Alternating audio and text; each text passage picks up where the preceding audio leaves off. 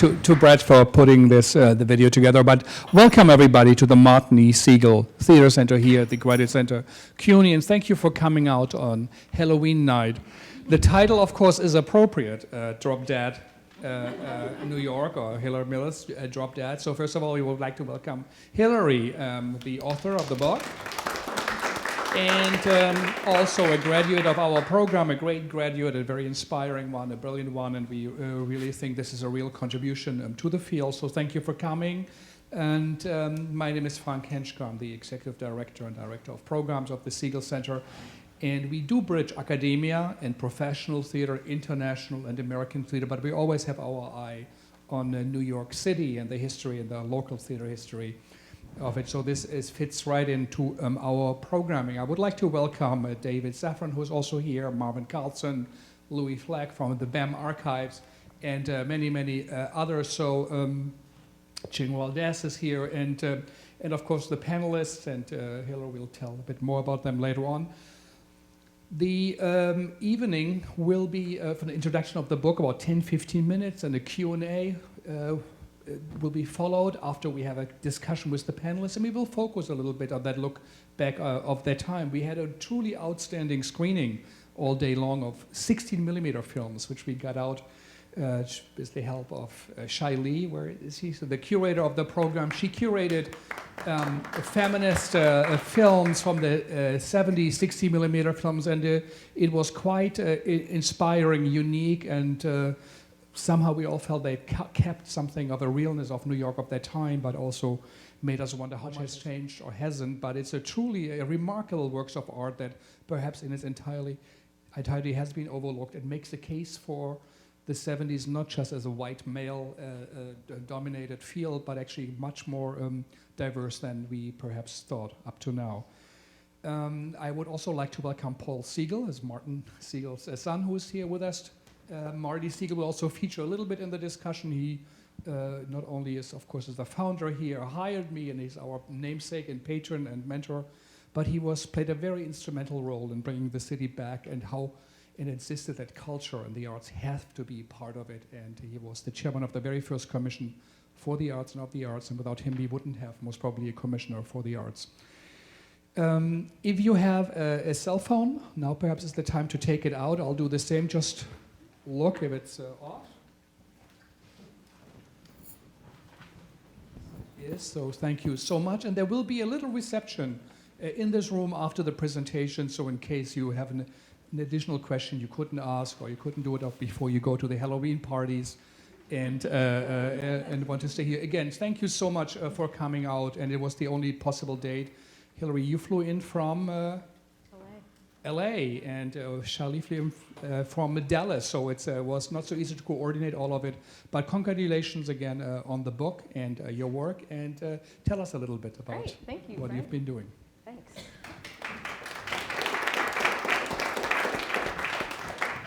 Welcome, everybody. I want to thank everyone for being here. It's so exciting to see friends and mentors and all of the artists and scholars. Someone also who we should mention who's here is Robbie Macaulay, one of the great theater artists from the period as well. So thank you for being here. This is the book. I'm so grateful for this opportunity. So I have the chance to just tell you a little bit about the way that I see the period.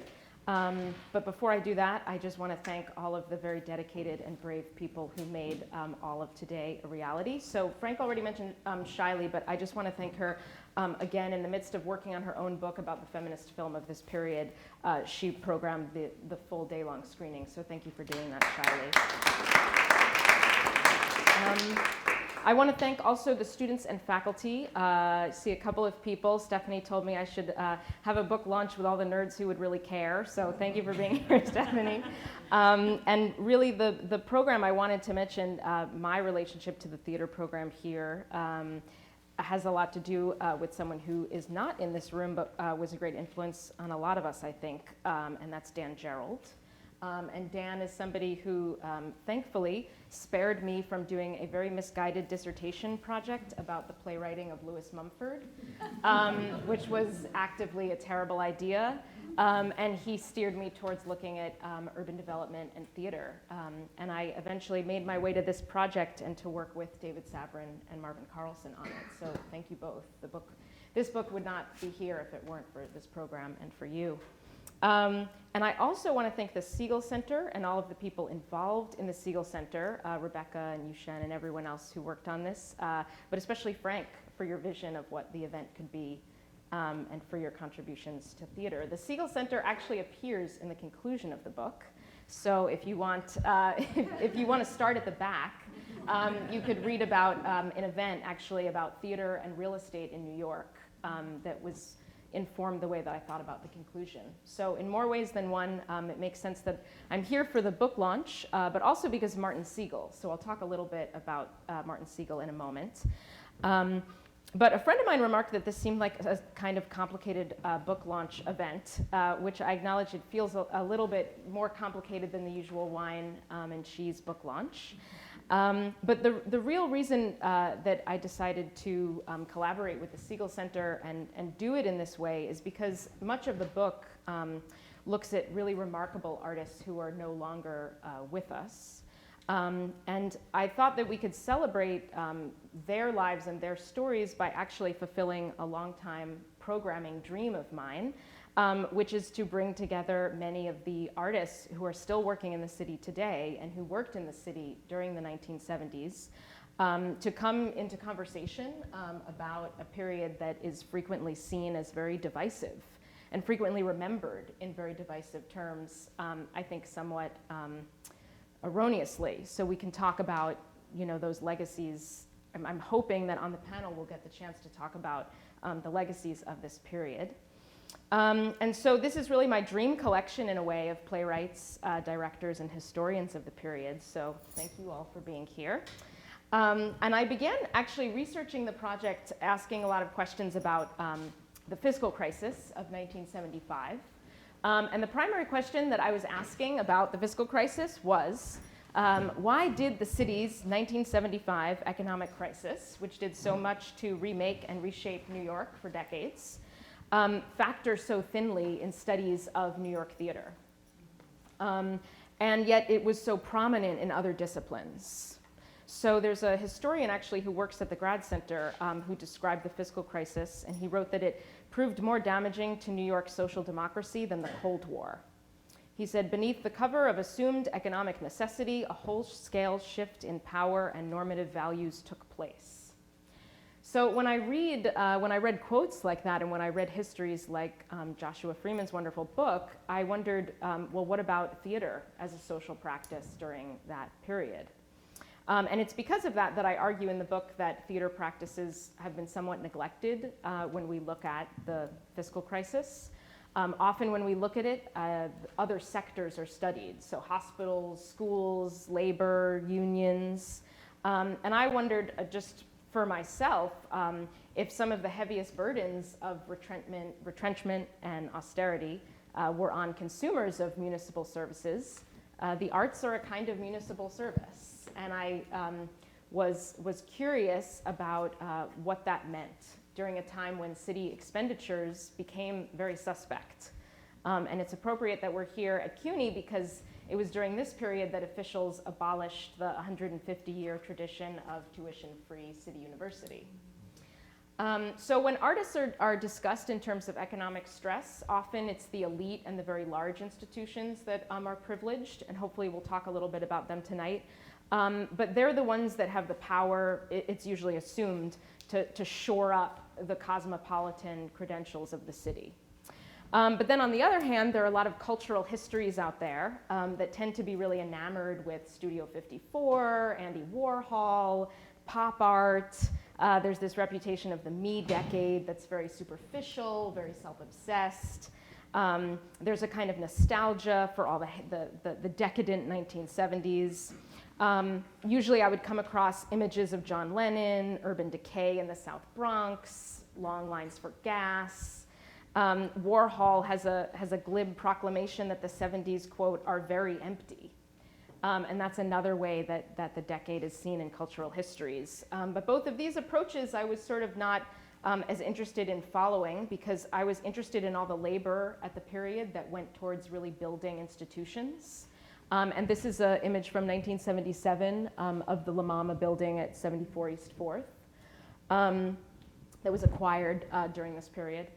And I found that actually the careers of artists turned out to be a great way to look at the fiscal crisis, because artists are so necessarily interdependent with funding, city regulatory bodies, and you get kind of a map of the arts landscape from the Great Society to the retrenchment of the 70s. So I'm very excited tonight to talk about how we look at these policies and the arts of the period, how we write about them, how we teach them. And what I decided to do was look at some case studies of institutions. And so I have up here this opening image of La MaMa. This is sort of one of my favorite images that I came across. This is from 1970. This was in Vogue. It was taken by Irving Penn. And it was actually a full, sort of almost like a centerfold in Vogue, and the center of the magazine went right along and split it down the middle. And the photograph was titled 11 Experimentalists in the Theater, Ellen Stewart's La MaMa Conglomerate. And I was actually just talking to Ralph over there about Julie Bovasso, who I wrote quite a bit about her plays, and that's Julie Bovasso. So I do have all the names of everyone in the photo in case anyone wants to ask at the end if you're curious. So La MaMa was actually one of the many small one of the many small theater organizations that really resisted the pressures of austerity. And they actually, I like that the title of the photo has the word conglomerate, which maybe sounds a little bit corporate, but there was so much consolidation at the time of these theaters, even in neighborhoods like the Lower East Side, which was one of the neighborhoods that was targeted for cutbacks by the austerity policies. So Ellen Stewart's expansion of La MaMa actually really contested some of the city's they called it triage urban policies of the 1970s. And it inspired me to see some of the varied roles that theaters played in the transformation of neighborhoods. And that's also another reason why I look a bit at Vinette Carroll. I spoke with Richard about Vinette Carroll's work that really just excited me when I read about it. Her urban arts corps branched out across neighborhoods of the city every July and August. And this is just a stage that they set up to do one of their musicals in the middle of a housing project. But what was so remarkable, bless you, about her urban arts corps is that she was so committed to developing plays in this way. So that a play like Don't Bother Me, this is another image of some of their performances.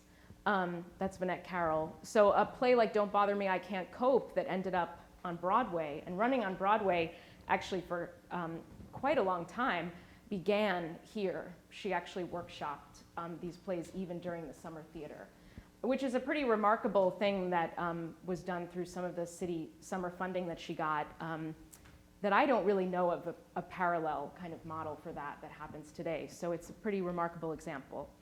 And it's because of this actually also that I look in the book a bit about some city administrators. This is Courtney Callender, and he was one of the people who really fought for the democratization of the arts across the city. At the time, he called it decentralization, but I actually think today that it would be called, what people are discussing is cultural equity, is in some ways, he was arguing for decentralization of the arts. He was appointed in '66 to run the Parks Department's first Office of Community Relations. And then after that, he was one of the first deputy commissioners of the DCA, of Cultural Affairs. And in that role, he actually really championed street performance. And it was because of him that so much funding in the 70s went towards performance across the 5 boroughs and not just centralized in different spots of the city. And he had a hard time defending this strategy because there was still a rear guard in City Hall that really demonized this kind of funding as potentially being a crisis in quality. And the argument was that these monies and just resources in general should actually be spread because this was a part of a larger arts rebellion that would hopefully lead towards greater representational power, which Callender argued for really beautifully.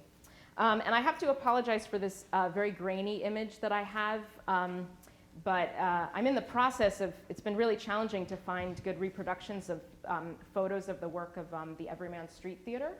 But this is an image of Geraldine Fitzgerald, Hazel Bryant, who founded the Afro-American Theater Arts Foundation in '63 and led so many theater organizations.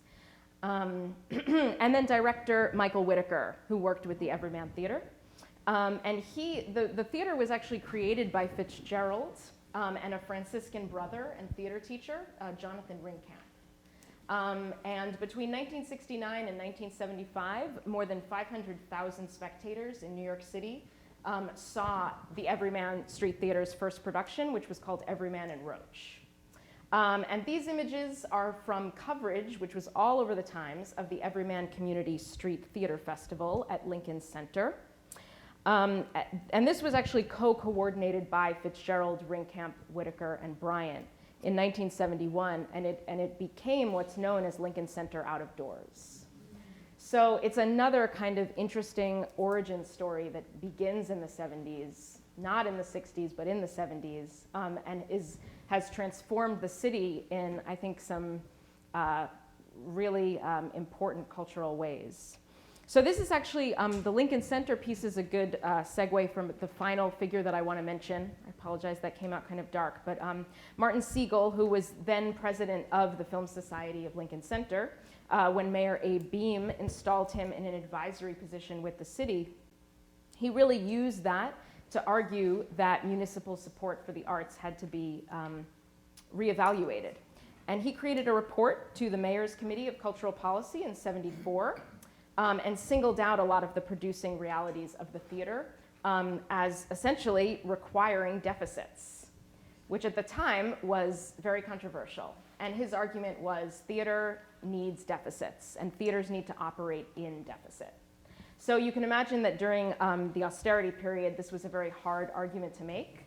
But he made it eloquently, and in fact, together, Segal and Beame basically tried to convince not just the city, but the whole nation that the city should be bailed out because of culture, because of theater, especially in particular.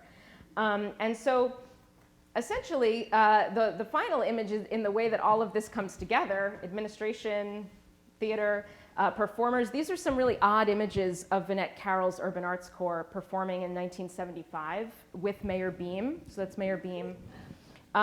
It's to an audience of 1,000 government officials and leaders as part of the Inner Circle annual Black Tie event, which some of you might know is actually, it's an annual tradition. It's an association of city beat reporters who perform a song and dance show lampooning city politicians. And they invited Vinette Carroll's company to perform with Mayor Beame. And then the next year, they actually invited the company of The Wiz to perform with Mayor Beame and perform his roast. But it was actually in this year that Mayor Beame spoke about how the arts is so important economically. And culture then became essentially New York's saving grace.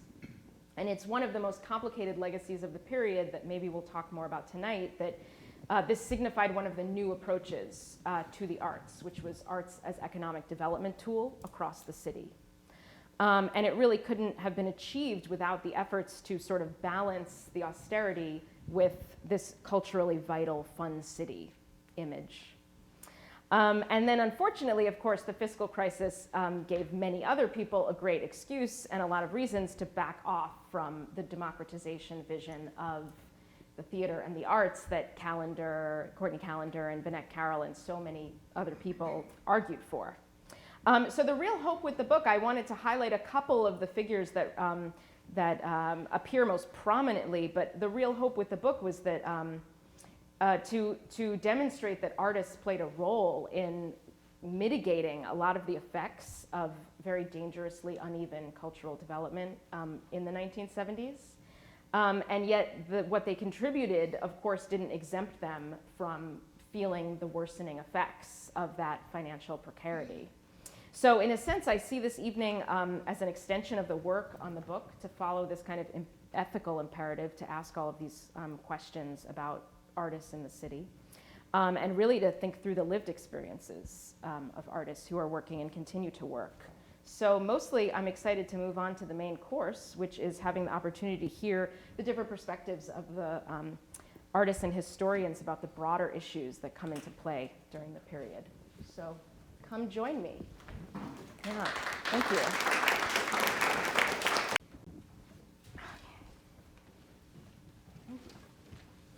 So should we do introductions first? Great. So I'm just going to quickly go through. You have the full, you have people's full bios, so I won't be giving the full bios of everyone, but just very briefly in the alphabetical order that they're in your program. To my left is Julia Foulkes, who's a professor of history at the New School. She investigates the intersection of arts and cities. She's published a lot of fascinating work, but what you should be looking out for is her book that was just released last month, maybe? Yes, A Place for Us, West Side Story and New York. Jessica Hagedorn is a novelist, playwright, screenwriter, musician, bon vivant, who you most likely know her books, Toxicology, Dream Jungle, The Gangster of Love, and of course, Dog Eaters. She has many other publications, poetry, prose, and she created many multimedia theater collaborations in the 70s and 80s with many artists that you can see in the bio, which is and Robbie, who is here tonight, so, and numbers of others who are here tonight. So we're very excited to have Jessica here. And your stage adaptation of The Gangster of Love is happening at the Magic Theater in San Francisco. We have Muriel Miguel next to Jessica, a choreographer, director, actor. She's founder and artistic director currently of Spiderwoman Theater, which is the longest running indigenous feminist theater in North America. She has an incredible list of accomplishments, including, congratulations, she's a 2016 John S. Guggenheim Fellow, and she has an honorary degree, an honorary DFA from Miami University in Ohio. Cindy Rosenthal, to my right, is a professor of drama at Hofstra University and also a performer and a director. I'll just mention a couple of her incredible works looking at this time period and the decade prior. She co-edited The Rise of Performance Studies, Rethinking Richard Schechner's Broad Spectrum, and Restaging the 60s, Radical Theaters and Their Legacies with James Harding. And for those of you, a number of people have asked me if the Living Theater is in the book. The Living Theater is not so much in the book, but you should get Cindy's co-edited collection, Living on 3rd Street, Plays of the Living Theater, 1989 to 1992. And Richard Wesley, who I'm so excited is with us tonight, a playwright who's written professionally for the stage, the screen, television for 5 decades. For that writing, he's 4, I'm sorry. Is that a typo? For that writing, he's received too many awards to mention, but I will mention a couple. He's the past winner of the Drama Desk Award, 2 NAACP Image Awards, and 4 Adelco Awards, as well as the Otto Award for Outstanding Writing for Political Theater. Thank you for being here. Well, thank you so much, Hillary. And maybe to start off the discussion, since we have you all with us, what do you remember as a key event, from the 70s in your personal work? What do you think this is really, and what I remember most vividly, and that something changed? What comes to your mind?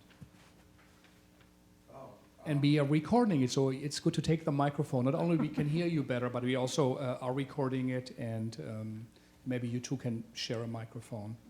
Well, in 1973, I lost my base of operations, which was the New Lafayette Theater in Harlem, and we shut down basically because of lack of funds. That's what you remember. That's the big thing that I remember from the 70s. It changed my life entirely. It changed your life because it had been supported by private or national. It was mostly private funding through the Ford Foundation. Some of there was a lot of internal discussion about that. A decision was made not to put a lot of effort into developing a strong subscriber base and developing a strong community connections. There was some kind of feeling that that was somehow taking away from the creation of the art itself. And a lot of us felt that that was a mistake, and so that led to a lot of internal strife. While we had the theater, we had 14 actors and 14 musicians. Most of the work that we did was created internally. We had a writer's workshop. I think there was a core group of 11 writers. Generally, there were more people coming in and out, but there was a core group of 11 writers, and amongst us, we had developed 65 plays over a period of 5 years. And so we felt that we had a body of work that we could probably present publicly into the foreseeable future, and all of that was lost in 73. Mm-hmm. Yeah, it's all gone, so. Yeah. So, yeah, I wanted to be a community playwright, and I was in a community theater, and we were doing work that a lot of people felt was viable and valuable. And when that theater shut down, a lot of us really felt adrift. And in spite of successes that we've had elsewhere in our careers, that period, 1967 through 1973, we still consider the golden age for all of us.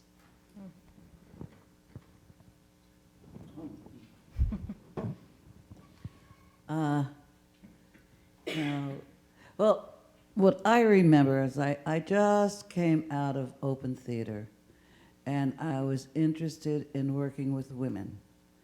And it was a time that we did a lot of, skullduggery. I collected different women in different parts of the city, and we had no place to rehearse. And so we would sneak into the, was it Finch? What's the NYU's drama? Fish, that's right. Tish. Fish. We would sneak into Fish and sneak up into one of the studios, and we would spend from 8 to 12 working there. That was one of the places. And then if someone had a studio, we would go there. And so I spent a lot of time working with different women in different groups. And my idea was that I wanted to do this type of storytelling, and I wanted to do it from the point of view of women. And then I got a CAP grant, and with the CAP grant, I chose women that I wanted to work with. And 2 women that I wanted to work with was my sisters. And so they were already working, and I had to really convince them that this was really interesting. And when my older sister said, "But you do that type of work, you stand on your head and all that type of thing. Take off your clothes, ooh, ooh, ooh." So I really had to convince her. And I used a number of people that I was working with. And we worked at Westbeth. And we worked at Westbeth with the rats and the mice and the big water cockroaches. And out of it came our first piece called Women in Violence. And that's what I think of when I think of what happened in the beginning. Well, in the early 70s, I was still living in San Francisco, which is where I met Tisa Chang and became involved in her very early creation for colored girls. We would do it in bars, and she would invite different poets and dancers and musicians to be part of the colored girls ensemble. And then she decided, after doing that quite a bit, and we did it around the Bay Area too, in places in Oakland, things like that. And so I got more and more excited by the possibilities of performance in those early 70s days. And because she moved back to New York, she wanted to try performing it in a little cabaret bar place called De Monte's, which was on the Lower East Side. She said, I've got a gig, and I'm gonna drive back to New York City with choreographer Paula Moss, who'd been part of our little traveling ensemble. And I said, you're gonna go and just do it in this lounge? And she goes, yes, and we're just gonna add musicians and whatever. And I thought, I'm gonna follow, you know. And I came out, by the time I came out, it must have been 1975 or so, because by 76, she'd already hit it big. So it had to be around 75, and I saw it at Henry Street in its earliest inception with a director. I mean, I was like a professional director and a set. I couldn't believe it. And I thought, oh my God, the realization of poetry as theater, you know, and all these possibilities and professional actors. Robbie, were you part of the Henry Street? Yes. No, I went on Broadway. You were the Broadway. Okay, the Broadway. Okay, then. I didn't see the Broadway. I saw it when it toured and went back to San Francisco. By then, my bags were packed. And I said, I'm going to move to New York. So it was 1976, 77, around then. And I thought, even though the city was in a shambles, it was the most exciting time of my theatrical life. I saw some of the greatest plays, including his. And what I remember is the public theater. I know I'm talking about a lot of more than one experience, but it was all of a thread, one big long journey of leaving San Francisco and really trying to make my home in a place that was rather tough. And I was leaving a beautiful place in San Francisco to come to the city in a shambles, but I loved it because I saw artists who were really taking their work seriously. And I went to see the first play ever at the Public, and the ushers snuck me in, which they can't do anymore at the Public Theater. So I started coming back I didn't have any money, so to see plays was such a difficult thing for us. But this one usher had a big heart, and it was Les Femmes Noires by Edgar White. And there were all these great actresses or actors, female actors in this play. One of them, Lori Carlos, who I also later worked with Robbie. And it just blew my mind, and I'm here. I never left. So that was my experience. I actually thought it was a great experience and a joyful one for me, even in its darkest moments. I wish I was there, but I wasn't. But but I'm really struck by the number of spaces that have been mentioned just with the three of you. A theater in Harlem that's closed, a university space that you're trying to get into, the Public Theater, and a bar, and all of these things. No longer the bar, but you know where theater was happening, right? Were all of these different places in neighborhoods far from Midtown, far from Lincoln Center, far from those sort of centers, if you will, into neighborhoods and into the pockets of the city. But often I think that sometimes when we talk about the 70s in New York and in other places, we see emptiness, much like the figures that or the pictures that you had seen, the abandoned lots and things like that. And I think artists see space. That, you know, whatever kind of artist you are, you see possibility, it seems to me, and maybe not literally in those places, but metaphorically as well. And I think that there was ways in which, even in just the little that you've described, you can sort of see the sort of edges of the city that opened up places for people to begin to do something that wasn't going to be on a main stage or on Broadway yet. Well, I was there. I did see For Colored Girls on Broadway, and that changed my life. That really did. I also was fortunate, I was in high school and my mother was paying for the tickets.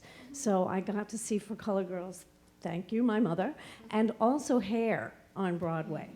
And that in and of itself is kind of a phenomenon, because here are these pieces that, as you were describing, were developed on the edges in the, downtown or out there, and they were suddenly mainstream, commercial.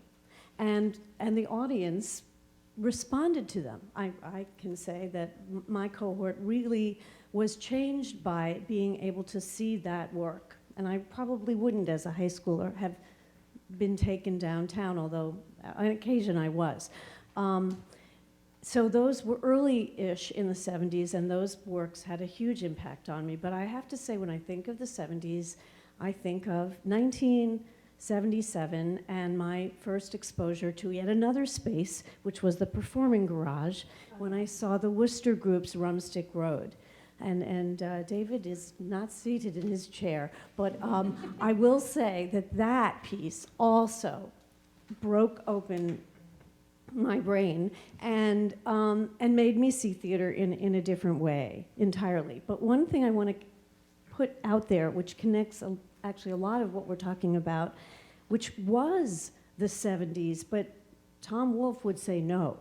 Tom Wolfe is the one that said, it's all about the individual now. It's the me generation. But I beg to differ, because in fact, community, as you put, conglomeration or collaboration was really alive and thriving in the 70s, whether it was in Harlem, in the East Village, in Soho, on the main stage of Broadway. It was actually, there was collaboration and collectivity that was really alive. And in fact, one might interpret the 60s as in fact continuing to grow into the 70s, but I would say that ensemble spirit actually permeates, as we know, because you are still doing it today. And it's really what has always made me get very excited and want to write about and do more of it. It's a good segue to ask about the legacies, the groups from, they gave me my own. Thank you, though. I know, for example, Richard, you have a great story in the intro to your collected plays about a professor who saw an Amiri Baraka play and then told you about it in college. And so I'm curious about the kind of muses or the inspirations from the 60s, you mentioned the group theater, who maybe had the most lasting imprint on then the work you did in the 70s.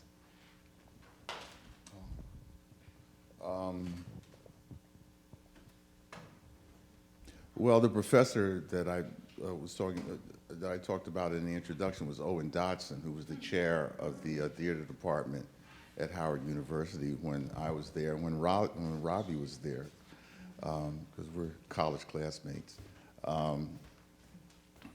But the one individual who had the biggest impact on me, or the greatest impact on me as a writer, was a playwright, Ed Bullens.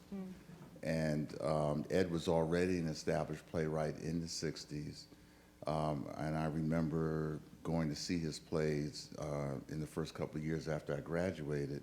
And he was the head of the writer's workshop at the New Lafayette Theater when I was there. And later on, I worked on his staff. We printed a magazine out of the theater called Black Theater. That was the name of it, and I was the managing editor. And so I was around Ed constantly. He was the one who introduced me to Max Roach. He introduced me to Shirley Dubois. He was instrumental in my meeting Joe Papp. So, Ed,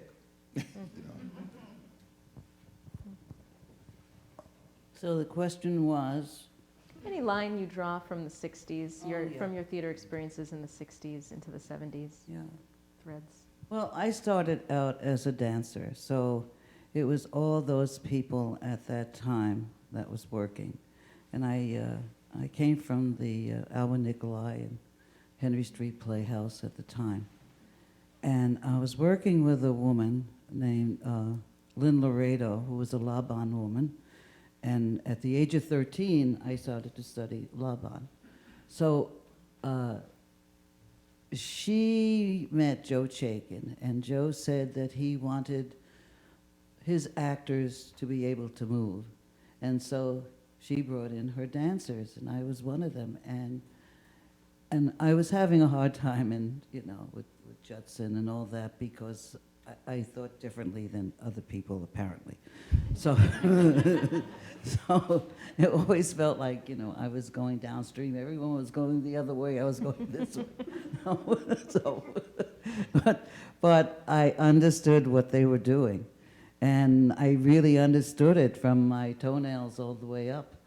And I became a member of Open Theater. That was just the beginning of Open Theater with all of us. And so, yeah, it's Joe that I think of, because out of that,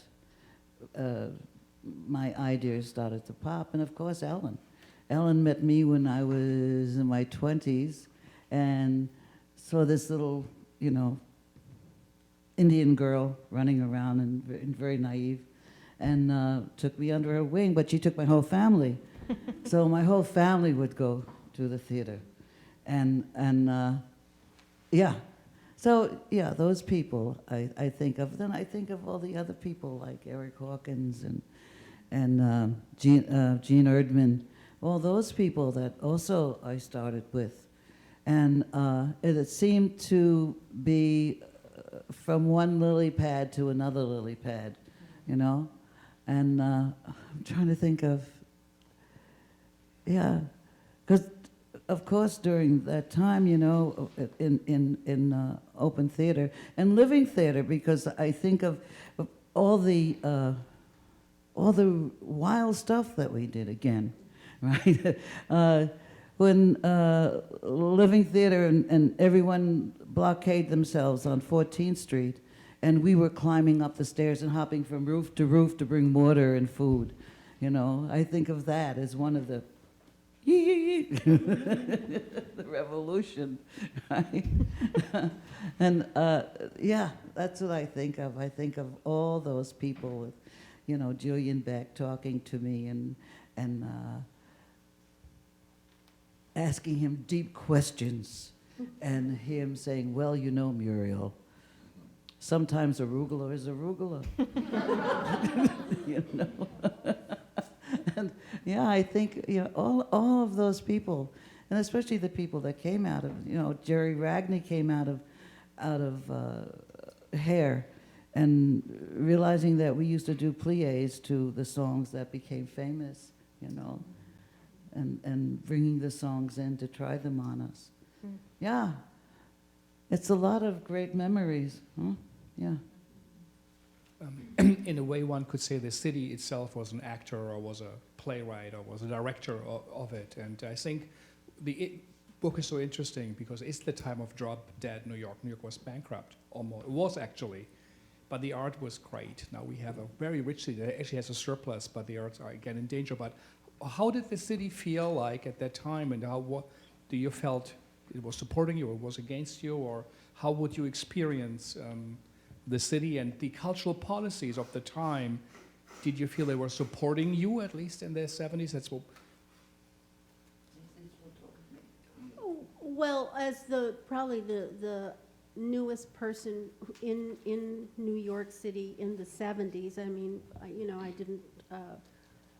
I wasn't here in those early difficult times, but I had to really adapt to how things were done here. And I think without someone like Joe Papp sort of taking me under his wing and giving us the space to do work, and also people like, the actors I knew, and Tizaki and Robbie and Lori, and those amazing artists. And then I met Ching Valdez around that time. And, you know, I had done a solo show at the Public. Well, not really a solo show. There were musicians there. But, and she came, and we became friends, you know, and the possibilities kept opening up. So it was never, I don't know if I sound like super naive, but I never thought about the money.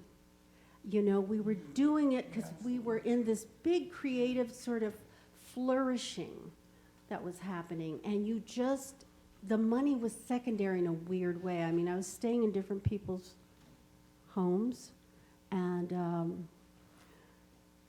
I wasn't bothered by it then. I mean, you know, we're young, you know, and that's not foremost. You know, it's kind of just like make a show. Let's make a show. It was always about let's make a show. If it's on the street or in a bar or whatever. And so the city felt very weirdly open, and we never thought about the rest of it. I didn't even know who was the mayor. No. I'm glad he was supportive. Back then. Well, that's an interesting also segue to ask about, because I know you've been looking into all the papers of the people who were trying to figure this out, including Martin Segal. So have you discovered anything in your early investigations? Early investigations, but I think that you talk about this in your book as well. Like, I do think that the importance of buildings matters, and you know, one of the things that the moment allowed is Ellen Stewart to get a building on East 4th Street, and there were policies that were beginning to shift in city government. Not so much, it seems to me, actual money, although there was some of it, and where the money seemed to go, from what I can tell so far, is into real estate, that is, into buildings. So you lost the new Lafayette Theater, but Joe Papp gained the Astor Library on Lafayette Street, and that was not only because he gathered private money for that, but that he was able to use the new policy of historic preservation to convince a developer that you know, he couldn't destroy that policy was in formation at the time that he purchased the building. So there are these ways in which these kinds of policies that are shifting about buildings, about the role of the arts, are sort of helping in small ways, it seems to me. These sort of things on the margins in some ways are not the prominent theaters, because what's also clear from the papers is that, at least in the Department of Cultural Affairs that Martin Segal is overseeing, the vast majority of the money is going to big institutions. There's no doubt about it. You know, the vast majority of the money, and I mean 95%, is going to 25 cultural institutions, largely centered in Manhattan over other boroughs, and it's the ones that you might expect. And Martin Segal claiming that not enough money for Lincoln Center. So, you know, those were taking up the cultural capital, if you will, as a way in which to draw people into the city again, as a major marketing scheme in the middle of this austerity crisis, was to say, come back to Broadway, come back to the arts. This is where the city lives. And it was it might have been living actually more interestingly and more closely knit to the residents of the city in the places that you all were working. That the campaign was for people to come to New York and spend their tourist dollars, really, in the bigger institutions of the city that played such a large economic role. I just want to say that that's the same thing in San Francisco. I mean, I didn't expect to be treated any other way but crappily, you know, and my joy was to stay downtown and work with the people I wanted to work with, because I think we all were used to being treated as second-class citizens, and maybe that's why the work we did was so strong, because we weren't, I mean, interested in going to Broadway or whatever. I mean, that really wasn't in my dream, you know. So I think there were many worlds living parallel lives at that time, and if you talk to me, it's like it was a great time to be in New York. But it's the same thing in San Francisco. The money always goes to the opera or to ACT, you know. So what's new, right? I was going to speak on behalf of Ellen Stewart again, also because she was uncanny in terms of her savvy about real estate, right? You know, she really knew the moment to talk to the person who would sell her that 74A East 4th Street for $1, right? She also had a really strong, intimate relationship with W. McNeil Lowry of the Ford Foundation, so that when she needed special something, she got it, whether it was to bring Serban from Romania or to create that enormous annex space for his work, which now is called the Ellen Stewart Theater, of course. But I also wanted to speak to what you were saying, Jessica, because the way in which Ellen was a producer was, or a supporter, was like no one else, as I'm sure you know intimately, Muriel, because she would say, yeah, come to me, baby, and you could sleep there.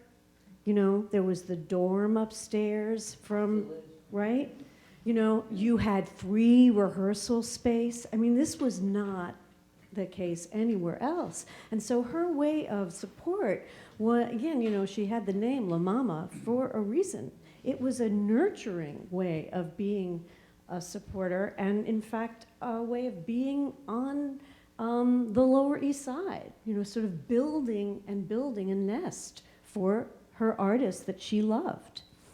I think, you know, for a generation of young artists, which we were at that time, I mean, we were all somewhere between 20 years of age and 34. Most of us who came into New York or appeared in New York or developed in New York during that era. And the idea that New York was a dead or dying city and was crumbling and falling apart, what that meant to us was opportunity. You know, just as Jessica said, you know, we weren't thinking about Broadway. Broadway was David Merrick. You know, Broadway was established playwrights and, you know, these hybrid, you know, Lunton Fontaine was still alive when I came out of college, and they were still functioning in New York, and they were still part of what the definition of Broadway and American theater was. And we knew that we were not, and we also knew that we were out to change the part of theater that we occupied. And we knew where our audience was. And so, yes, that storefront on 2nd Avenue is empty, and you know, they're not likely to bring a new business in there. Great. That storefront can handle 24 seats. That's a performance space. We can get in there. And, you know, writers did. I remember the playwright Lennox Raphael had a play in a storefront just up the street from, or at least not that far from where the public theater was at the time. And yeah, the Astor Library was crumbling and falling apart when Joe got it. But Joe, even though he was a good 20 years older than the rest of us, he saw an opportunity. And that was what New York represented for us. It was opportunity. Here we have performance spaces, and we don't have to ask permission to use it. And, you know, so we just went in. We seized whatever spaces we could. In Harlem, Bob Macbeth found a movie theater that had run out of business. An unfortunate fire caused him to lose the first theater space that he had. And so he used the insurance money to acquire that theater.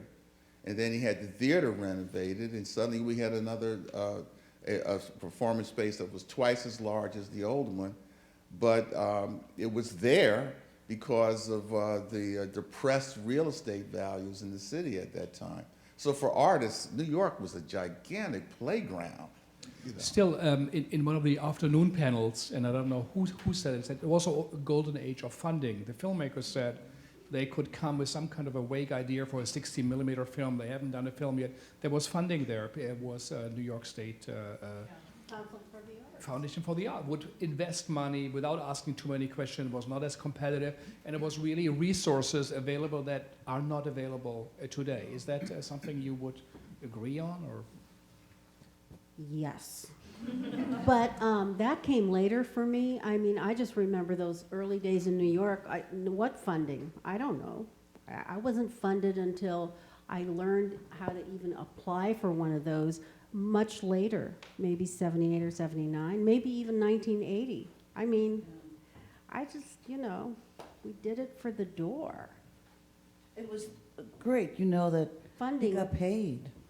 Something. Yeah. Yeah. When they told me I was going to get paid for what I was doing, it was like, wow, what a windfall! I'm getting paid, This is the big one. That was, I think of the storefronts and I think of the number 10 tomato cans that we would put up. That was really exciting. Oh, you try to get a storefront now. They, lady, are you crazy? It, An apartment on Avenue D. Or Avenue D. D and A. $65 a month. With the mice. With the money. That same apartment is probably $1,500 a month now. No I'd love to know if anyone on the panel remembers when NYSCA actually started, because I used to sit on those panels, and I don't remember it before the 80s. I sat on a lot of their Go for it. panels. It started the end of the 60s. 1 second, let me get, Really? we'll give you a mic, 1 second. Okay.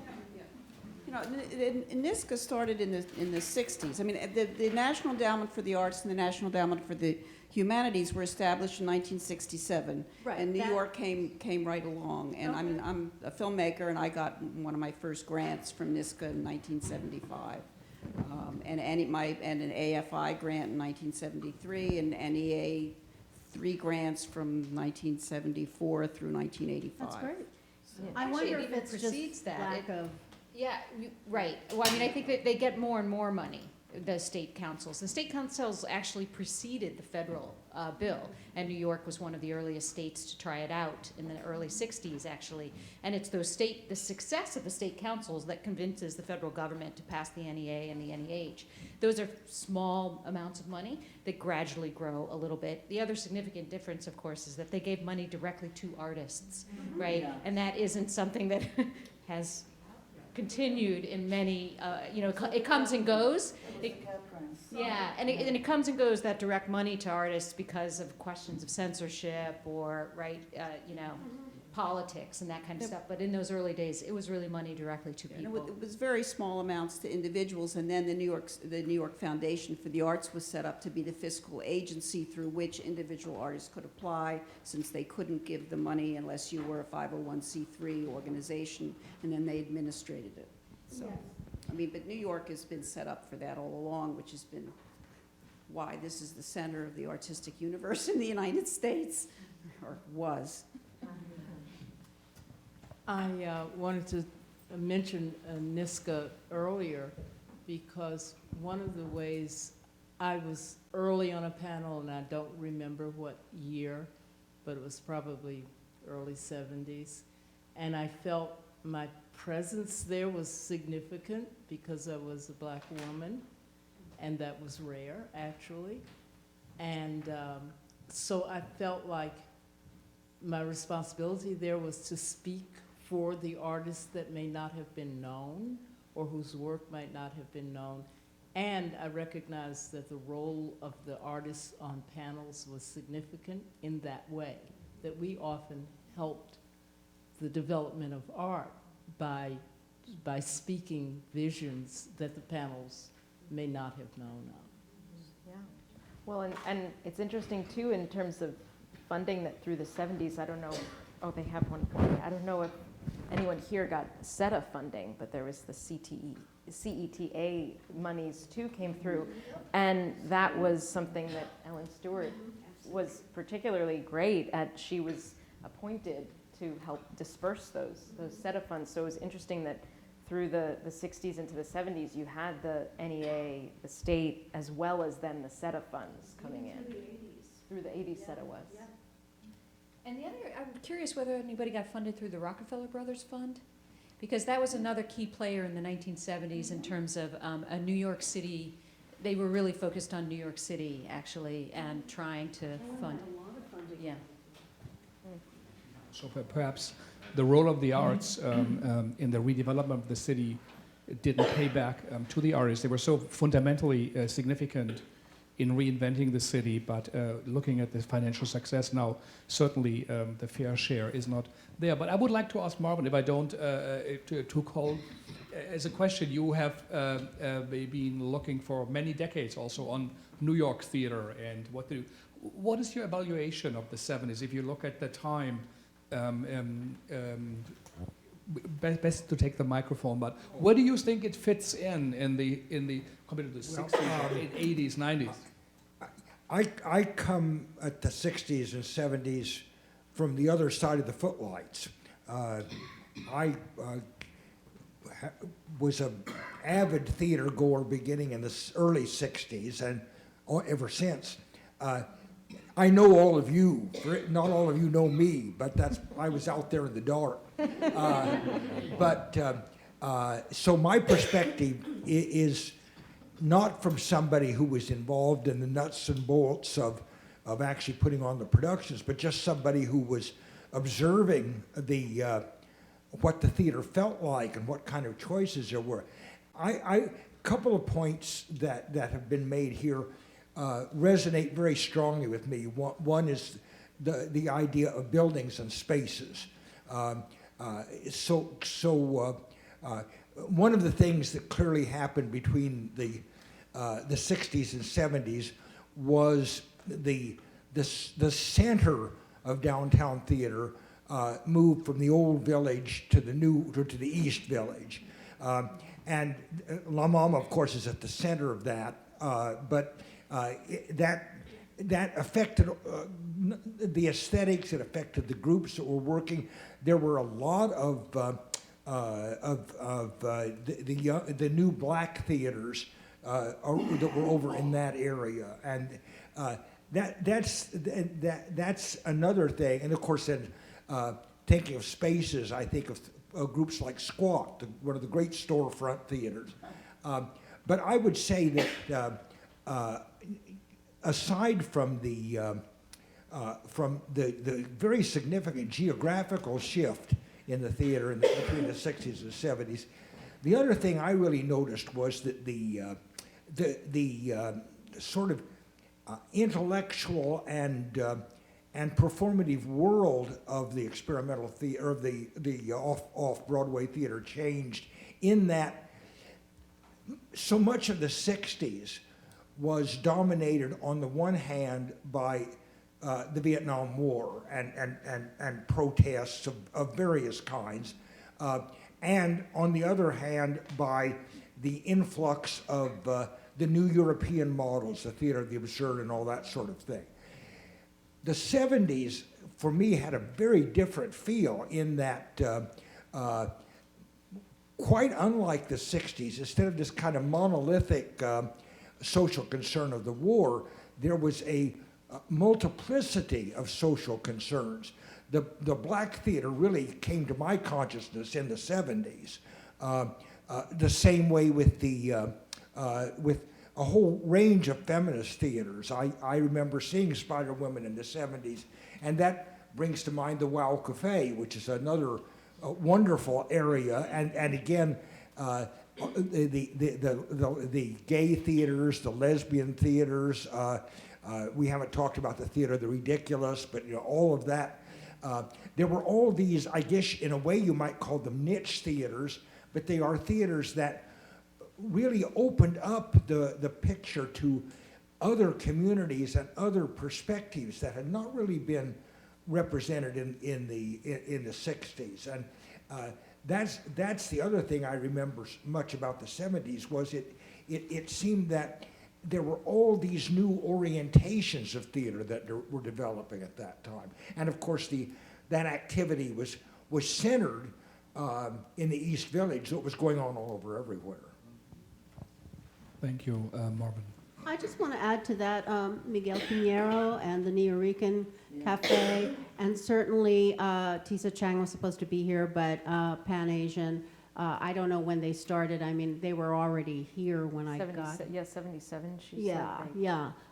And so I think that that's great you bring that up, because that's also something I found tremendously exciting.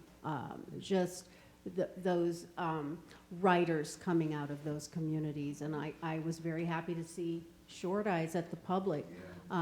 You know, again, another public theater, you know, sneak in, thank you, usher, and sit on the steps until it became the fire marshals are coming, you know, but they would sort of allow me to do something very, it was dangerous, you know, but it was great, permitted. Well, I was just going to mention too very quickly that I love that people have mentioned, you know, we weren't oriented towards Times Square or towards Broadway because things were shifting and moving. And there's a great Richard Schechner quote where he says something like in 1974, he said something like, why should we bother to revive the patient?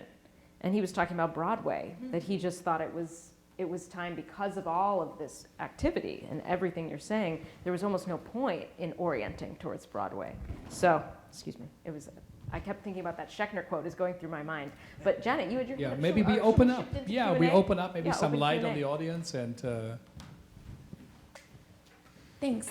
Thank you all for being here. It's really exciting to hear your stories. I'm a student in the theater department right now and was not a twinkle in my mother's eye yet in the 1970s.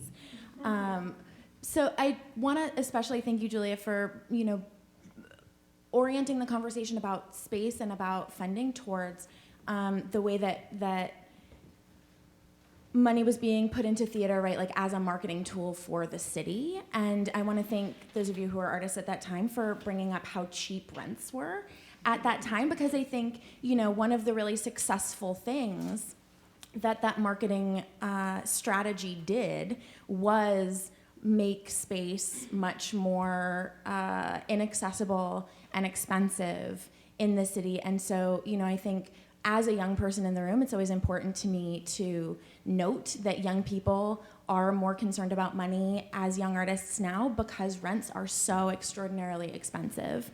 But I also wanted to put that in a kind of aesthetic context. I mean, Muriel, you're talking about coming from a dance background. I also come from a dance background, and one of the things that occurs to me is that dance takes quite a bit of time and space, or any movement-based theater takes quite a bit of time and space in a room together before it goes on stage in a way that isn't necessarily the way that theater is currently structured or funded, right? People get together with a script in a room for 4 or 6 weeks and put on a play. That's not productive for people who are working in movement-based work.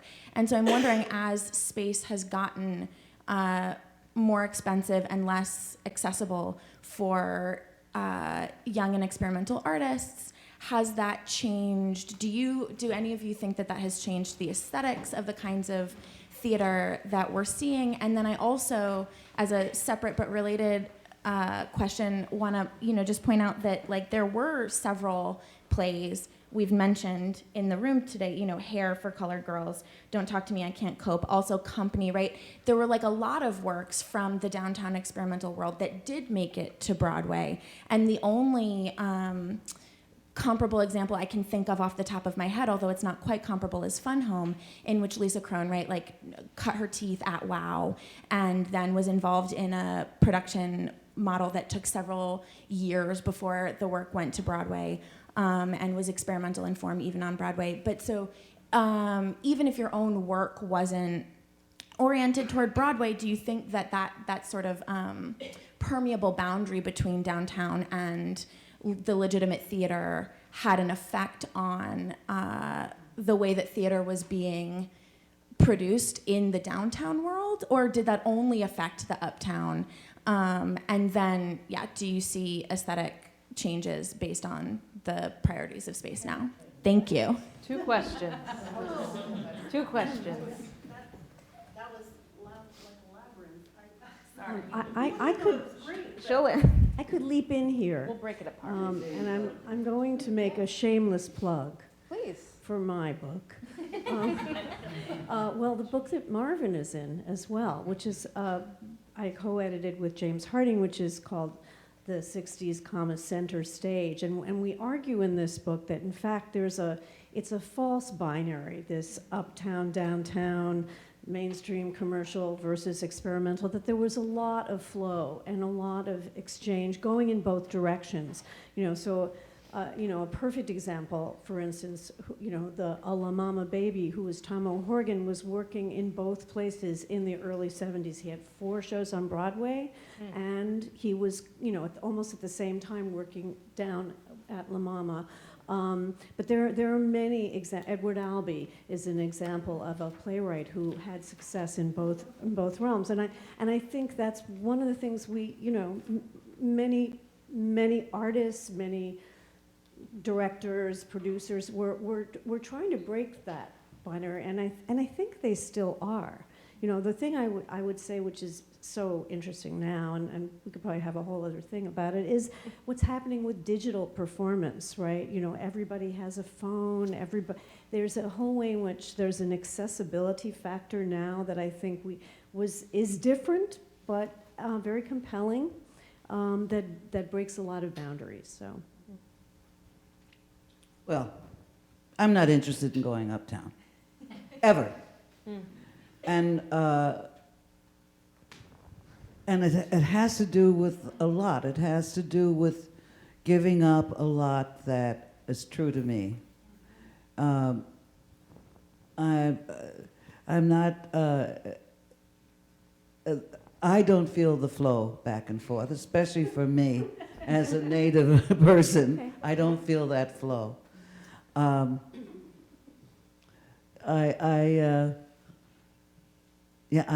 had a thought and it's gone now, but I'll come back to it. We had once young Jean Lee, a great New York writer director here, in a couple of years. She said she has never even talked in her life to someone who works above 40th Street. She said she has not met someone, and she doesn't go there. So there is perhaps a bigger wall now than there used to be. And the other question I think was about space and time for doing work in dance. So you feel it's no longer there, or is that still there, or what? Yeah. How the space changes the work too. Yeah. Or the lack of space. Well, I feel in theater and in dance, for me, it's all the same. And so working, it doesn't matter where I'm working. I mean, if I'm working in a closet, I'm working in a closet, if I can get a place. I frankly, go out of town, out of the country. I go to Canada, where they love me. And I have I'm able to access all the Aboriginal things that do not happen in New York City. I also think the concept of time, the luxury of time, it's beautiful, right? I mean, I know of European directors who can sit with a play for a year, just sort of honing and honing. But we don't have that luxury here, so I've never had that luxury. I'm not going to let that stop me. If they only give me 3 days to rehearse, we'll get it done. I mean, maybe it'll be really crude, but it might also be really powerful. You never know, I did want to say something about rent, our rents back then. I don't want to romanticize it, but $75 a month was a lot of money to me then. That's also what we got paid at the Public Theater for performing there. And I always thought like a big fat paycheck. So if my rent was $75 a month, I mean, it was relative to those times. Yeah. So I don't want you thinking like, oh, how wonderful, we weren't scuffling around. I mean, rent was hard. Even $75 a month was hard. It was hard. You still had to have a roomie and kind of. Yeah. But now Dixon Place pays $75 for a show in their Performance Works in Progress series, and now Dixon Place, which is one of the, I would argue, like continuing, downtown Lower East Side community theaters, pays $75 for a performance works in progress, And so you can only keep that $75 yourself if you're the only person in your show. And my rent has been over $1,500 the entire time I've lived in New York. So. Maybe some other questions we have to let, or maybe Ching. Oh, yeah. No, I just have a comment that, the outer boroughs are still part of New York City, and there's theater, there's theater going on in Long Island City, in Brooklyn, so that is just like, You would love the book. Queens is part of New York City, what? You would love the book. Well, I actually was just thinking when we were talking about the state councils that something else that I write about a little bit is that the borough councils were being created at this time. So Harlem's Cultural Council was created, the Brooklyn Cultural Council was created in the 70s. So all of these, the Queens, Staten Island. Yeah, absolutely. So the outer borough it was called the Brooklyn syndrome in Brooklyn, that BAM felt that nobody would come. I mean, Louis Fleck from BAM could speak a lot more about this, but the fact that at that time, as we all know, it was a liability to do a Genet show at BAM because of the Brooklyn syndrome. Nobody would go. So one of the questions became, and BAM is in some ways a poor example because it was on city land and had so much support from the city. But there were artists all across Brooklyn and Queens and Staten Island who I think, and perhaps some of the people even on the stage collaborated with some of these councils, and they were growing rapidly. They were growing very quickly at the time.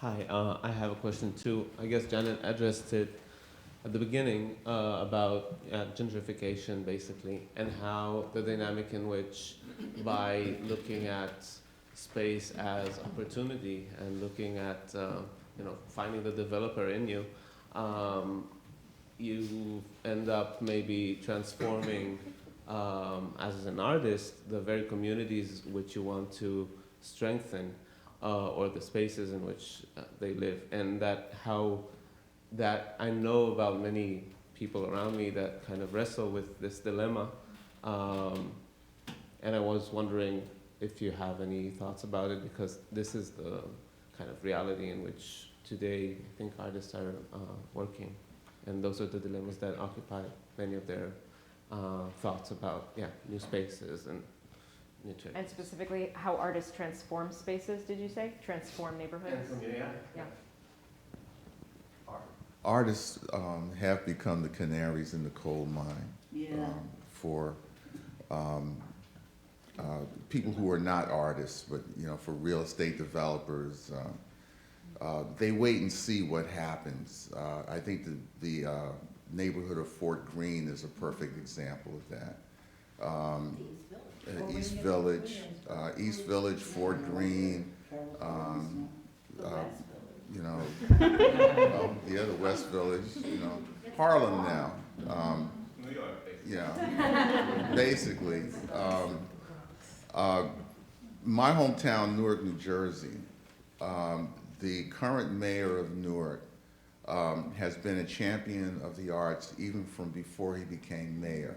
And so now that he is the mayor, he has identified an entire area of the city that is specifically designed to be an arts district. And he's been very open in how he proposes to develop it. He says, all I have to do is look to the east where Jersey City and Hoboken are. And in both areas, they had arts districts, and they have now priced the artists out of those districts. So I'm opening up a spot in Newark for all those artists who need a place to live and a place to work. And sure enough, he's, old factories, department stores that have long since moved away. They have these huge floors and spaces. He makes them available to artists. So they come in, and just recently, Whole Foods and Starbucks have announced that they have suddenly discovered Newark, and they are going to open up branches in Newark. And all the artists are saying exactly the same thing. Well, there goes the neighborhood. That's right. Yeah, it's inevitable. Well, one thing I think that's sort of interesting about the 1970s as a perspective on that is understanding artists as residents, you know, that there are people who live in the city, and there are people who actually stayed in New York at a time when a lot of people were leaving New York. And I think that that's a critical, yeah, and I think it's a critical factor in terms of understanding the role artists play, that it's not, you are all creators, but you are also neighbors, residents, you know, taxpayers. And I think that that sort of sense of artists as residents alongside bankers and, you know, whatever else we might sort of imagine in Soho now or in these other neighborhoods. I think we've lost that sort of understanding because it is so difficult to live here for so many reasons. But, and you know, so the 1970s, there was Westbeth, as was mentioned. There was a housing development, you know, in Hell's Kitchen that was devoted to artists that is still active.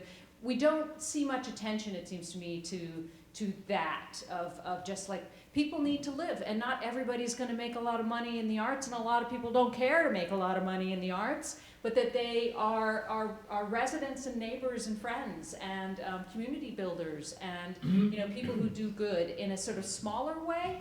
And I think that Hillary's book is really fundamentally, you know, showing that in terms of these people that kind of built neighborhoods and communities around much smaller based staying in place. But staying in place actually is what we need. Not leaving, not going to the next neighborhood, but staying there. I've been in the same neighborhood for 40 years. Yeah, so that artist housing, sustainable artist housing, is something that has been overlooked, perhaps a big failure, and also to keep the neighborhoods as they are, they have to be there, and it's something that perhaps city planners really should keep in mind, that this is a crucial function. Maybe one more question or comment over there. Yeah, we take the microphone so we can hear you better. Well, just okay. The short question is it most important to support the arts from a civic body, or is it most important to sort of starve everything else around it, so that the arts have a chance to compete? Because the stories I'm hearing from the stage, despite everything, you're all here, we've all heard of you. I mean, I was not born until 1980, but I went to school studying you. And, and you all seem to have good teeth, and it all seems to have worked out. So the question is, you know, what is the? It almost seems like thank God the city fell apart, or is it thank God, thank God for NYSCA, thank God for the. I mean, what's the takeaway? What made the difference, I guess, is they were young. They were young. And we were healthy. About economics. You were just doing your thing. No, being happy. Can I just say something really, just briefly? I think I'm an artist. I'm a practitioner, a playwright, and I'm also a student here at the Graduate Center. And I'm a single mother, and I've been here in New York for 11 years. And what I can say about, I mean, I don't know, I was born in 1973, and I didn't have the experience that you all have had, but what I know about now, in comparison, is I have friends who are hiring grant writers to compete for the money that the city makes available. Yeah. So even, so you think about what that means for us as artists. People of varying means. Not all of us have the same privileges economically. So we're competing at a level that I don't think can be imagined from what you all experienced. I've rehearsed outside at Union Square and in Marcus Garvey Park. I think the one truth that remains consistent is that if you are truly an artist, your work will live no matter what. True. Now, how raw it will be, we don't get a chance to develop most of our work. I mean, what is a developmental process? if you can't pay, I mean, if your artists aren't eating, if people are getting evicted or can't pay for where they live. So I think there have been some significant changes in that, you know, the extreme cost of living in this city and the importance of wealth and the separation between the very wealthy and those with less money has become more extreme. So you have privileged artists here in the city who are able to pay for grant writers, competing with people who are struggling, you know. I agree. And the last thing oh my God, I mean, you put it so well. I do think it is very extreme, and I've raised my children here, and, you know, and I think, well, maybe it's good they did not choose the same path. The other thing is, for a playwright, being told that, you know, don't write those big plays. Yes, How about a and I do solo write big show? plays. Or, oh, 5 characters, we can do that. So your vision is forced to become smaller and smaller and smaller. I'm facing that now as a senior writer, you know, being told by producers, it's too big. I just leave it all on the shelf and let it collect. I mean, and that's new to me. So your imagination shrinks out of necessity. I mean, of course, you're writing plays to be seen. And I think that really stinks. So I don't know if we answered your question, but there are many, many artists, by the way, who don't have their teeth and aren't living well at all because of what's going on now. And it is really a drag. Well, we will see. There is a new cultural plan being put together by the city and by the mayor. I think there are some encouraging signals coming out of it. Actually, Brad, who works with that, is involved. I think there is some. We hosted a big art summit, but we'll see where it will be going.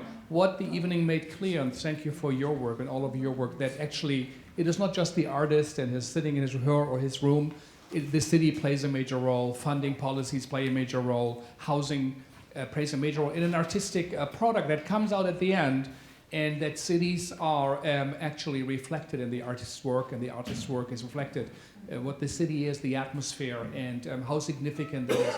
And I think it's a very good reminder, and also a call to New York City to really, really get this right, to pay the debt that is really owed to the creative force that perhaps shaped this city in a way that made it possible what it is now.